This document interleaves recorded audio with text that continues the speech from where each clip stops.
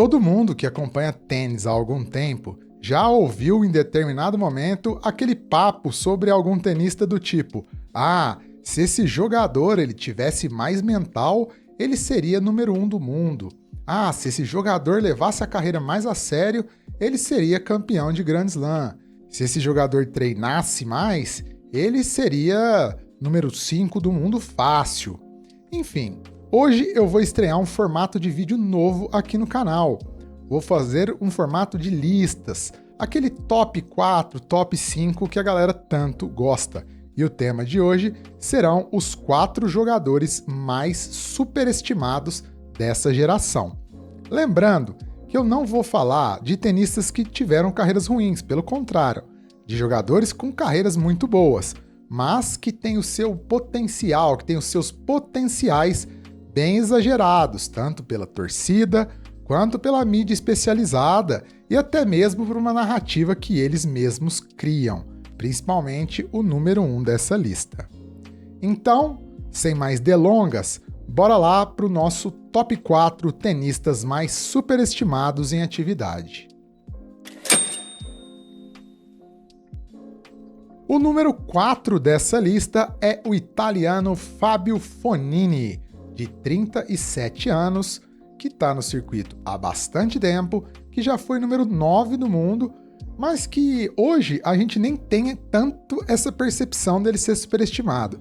Mas há 6, 7, 8 anos atrás, essa percepção para mim era muito clara, né? E eu falo isso com dor no coração porque eu sou muito fã do jogo do Fognini. Mas a galera sempre apontava ele como um possível adversário, né, dos Big Three, do Murray, se ele tivesse mais foco na carreira.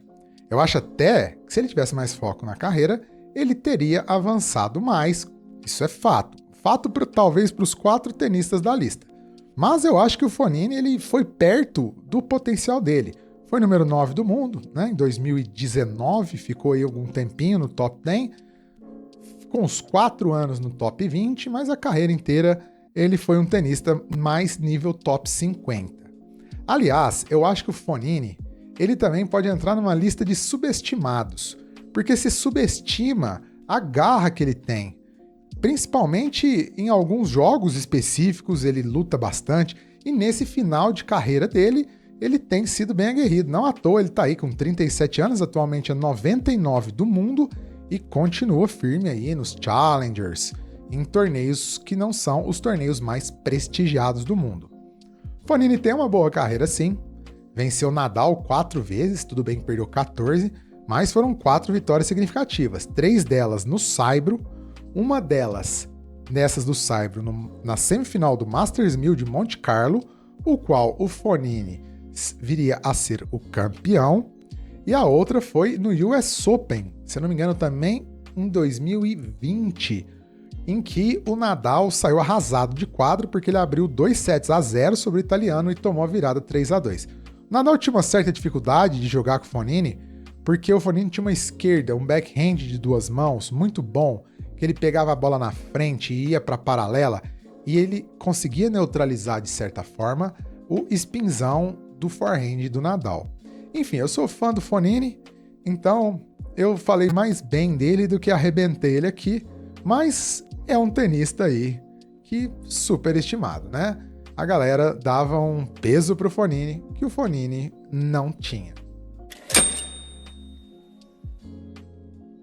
O terceiro colocado da lista dos superestimados é Bernard Tomic, atualmente com 32 anos, mas que quando era jovem foi aí tido como futuro número 1 do mundo. O Tomic, com 17 anos, ele já apareceu ganhando alguns jogos em ATP, fazendo alguns bons resultados, tendo boas vitórias, e a galera logo, né, veio com um hype enorme para cima dele. Mas nunca foi um tenista que estava à altura do desafio, né? Faltava principalmente potência nos golpes e agilidade nas pernas. O Bernard Tomic bate um pouquinho fofo na bola, né? Mas ainda assim, o Tomic, que é totalmente fora da casinha, é um tenista aí bem excêntrico, chegou a ser 17 do mundo, conquistou 4 títulos de ATP 250, 2 em Bogotá, Também foi quadrifinalista de Wimbledon, um bom resultado, mas nunca, jamais esteve próximo de ser o futuro número 1 do mundo, como ele era apontado, né? Também é de uma geração que ali o pessoal nascido nos anos 90, nessa entre-safra do Big Three, que não surgiu realmente nenhum fenômeno geracional, então vários tenistas tiveram as expectativas sobre eles exageradas, né? A gente pode pôr até nesse bolo o Dimitrov, né? Gael Monfils, que foram tenistas número 1 do mundo juvenis e que chegaram um pouco badalados no profissional. Esse foi o caso do Tomic. Tomic é um caso um pouco mais exagerado do que esses outros dois, porque ele sequer foi top 15, né? Melhor colocação do Tomic foi a 17ª colocação, salvo engano, em 2013 ou 2016. O Tomic continua em atividade, tem 32 anos e tá aí, ó, ralando nos Challengers. A última vez que eu tive acompanhando ele, há cerca de 2 anos, ele estava jogando Challenge, ele estava jogando ITFs nas Bahamas, porque ele hoje mora por lá, parece que casou com uma moça de lá e vive lá uma vida excêntrica como ele é lá no Bahamas. Inclusive, veio no Brasil nos 2 últimos anos. 2023 para jogar o Challenger de Brasília, que ele fez quartas de final, e 2024 para jogar o Challenger de Alphaville, em São Paulo, também, se eu não me engano, fez oitavas ou quartas de final. E ficou muito... E voltou às notícias tempos atrás porque perdeu aquele jogo de 20 minutos para o Lerner Tien em algum Challenger no interior dos Estados Unidos. Então, na terceira colocação, o maluco beleza aí, Bernard Tomic. Já a segunda colocação é do cazaque, entre aspas, cazaque, Alexander Bublik, que fez a final do Challenger de Phoenix com o João Fonseca e apertou bem o João. Mas o Bublik é aquele cara que se garante mais no gogó, se garante mais falando besteira fora da quadra do que se garante na quadra, ainda que tenha uma carreira sim razoável, assim como o Bublik, assim como o Tomic. O Bublik também foi 17 do mundo, ficou um período por ali, também conquistou 4 títulos, inclusive um ATP 500 em rally, tem algumas boas vitórias, mas também tá longe de ser o craque que ele pensa que ele é, né? Você vê ele falando, você vê o Bublik falando, você acha que ele é o Guillermo Coria. Aliás, o Bublik que gosta de falar umas besteiras aí de sul-americanos. Alexander Bublik, que também ele tem uma estatística que é muito significativa. Ele é o tenista em atividade que comete mais duplas faltas em média por jogo. E é o terceiro da história com mais duplas faltas em médias por partida. São praticamente 7 duplas faltas por jogo. O Bublik também é conhecido ali por fazer suas gracinhas, sacar por baixo, né? Dar suas passadas, fazer... É um jogador muito de highlights, né? De melhores momentos. Você entra nos melhores momentos ali do Bublik e você fala, pô, esse cara aí é o herdeiro do Roger Federer. Na quadra, é um bom jogador, não dá pra negar. Né? Tá aí no top 100 há um tempo, ficou ali um aninho, né? Ficou algumas semanas ali no top 20, mas não é o herdeiro do Roger Federer.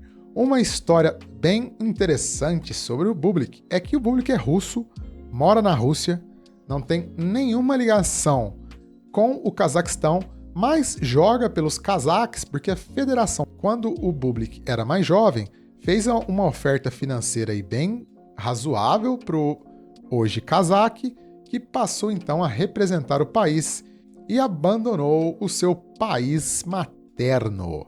Então, segunda colocação de Alexander Bublik. E agora, para surpresa de ninguém, na primeira colocação vem o GOAT dos superestimados, o maior de todos os tempos. Ninguém menos do que Nicolas Kyrgios, aquele que certamente tem os fãs mais emocionados, já que, apesar dele nunca ter vencido um grande título na carreira, tem gente, e não é pouca, que jura que se o Kyrgios quisesse, ele teria sido número 1 fácil, e teria peitado o Big Three. E se você acha que eu tô brincando, dá só uma olhada nesse compilado de tweets que eu reuni aqui, ó. Saca só. Segundo a Ginger, se o Kyrgios não fosse tão estouradinho, seria número 1 fácil. Já o Pedro, já agora se o Kyrgios tivesse cabeça, era top 1 mundo fácil. O Eduardo Sebenelli vai na mesma linha, ó. Ele fala que se quisesse, o Kyrgios seria número 1 fácil. O Muriel RDS já vai mais a fundo, ó. Se o Kyrgios tivesse mais foco no tênis, ele seria capaz de bater de frente com o Big Three? Pergunta que ele fez em 2022 para o US Open na ESPN. E o Ribeiro já vai mais fundo ainda, ó. Se o Kyrgios tivesse a cabeça de Djokovic, Nadal ou Federer no que toca a controlar as emoções, seria, na minha opinião, um oponente quase imbatível e talvez um dos melhores da história do tênis, se não o melhor. Quando eu olho as descrições a respeito do Kyrgios, parece que eu tô lendo sobre o Marcelo Rios, o Davi Nalbandian, né? Esses sim, grandes talentos que conquistaram grandes títulos, chegaram no topo do tênis, mas que, por questões mundanas, não obtiveram ainda mais títulos. Marcelo Rios foi número 1 do mundo. O problema é, Marcelo Rios jogava muito, mas não detestava treinar e adorava uma vida noturna. O Davi Nalbandian gostava muito mais de churrasco do que propriamente de tênis e de rally também. Porque não é o caso do Nick Kyrgios, né? O Nick Kyrgios também é sim um grande talento, inegável isso, mas que nunca esteve nem perto do topo. O Kyrgios, ele durante 6 meses, ele alcançou o top 15, foi número 13 do mundo em 2016, mas a maior parte da carreira dele, ele passou entre o 25 e o 50 do ranking, que é um ranking muito digno, mas não um ranking para equipará-lo aí a um candidato a número 1 e a campeão de Grand Slam.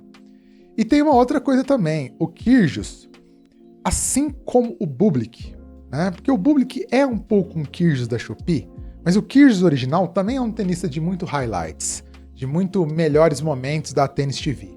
É inegável que o Kyrgios tenha talento, mas é um tenista que tem suas limitações, muito em função, por exemplo, de não fazer desde cedo um treino físico adequado.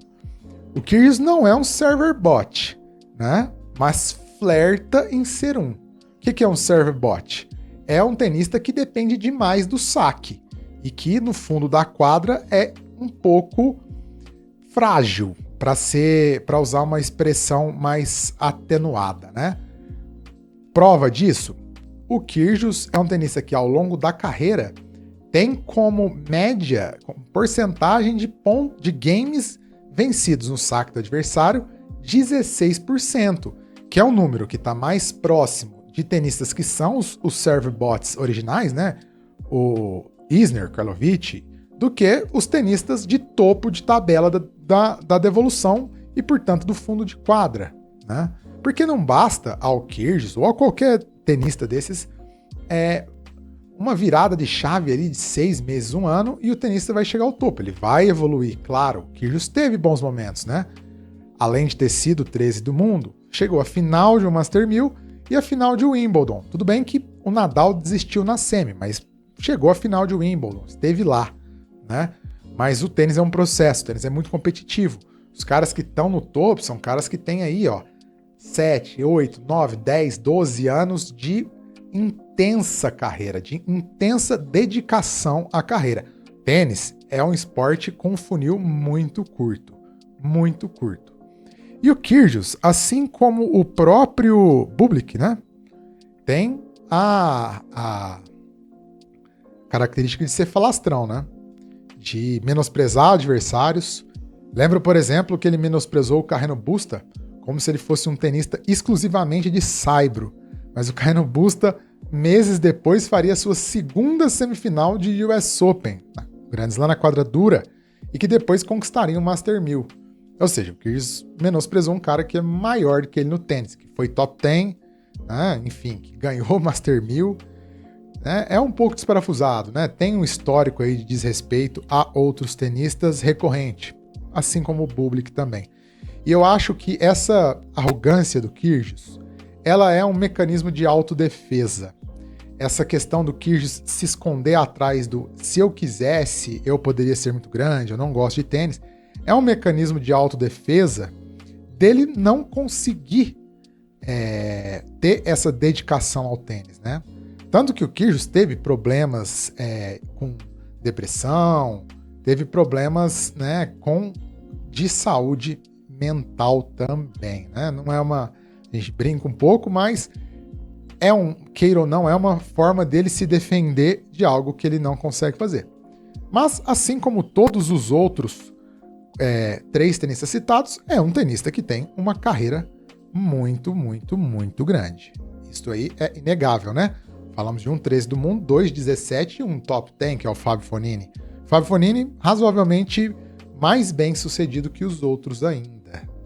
Então, pessoal, no próximo vídeo falaremos sobre os tenistas subestimados. Um deles, por exemplo, pode ser o Carreno Busta, Cameron Norrie, tenistas aí que tiveram carreiras muito boas, mas que são tratados com menos prestígio do que deveriam. É isso aí. Digam aí nos comentários quem são os tenistas que vocês acham mais superestimados no circuito masculino atualmente. E discordem de mim, concordem, digam se gostaram. Tudo agora esse mês vai ser um pouco experimental. Então, um abraço para todo mundo. Curtam o vídeo, se inscrevam no canal, ativem o sininho das notificações e hypem o vídeo, se tornem membros, o que vocês puderem para ajudar o canal. Valeu!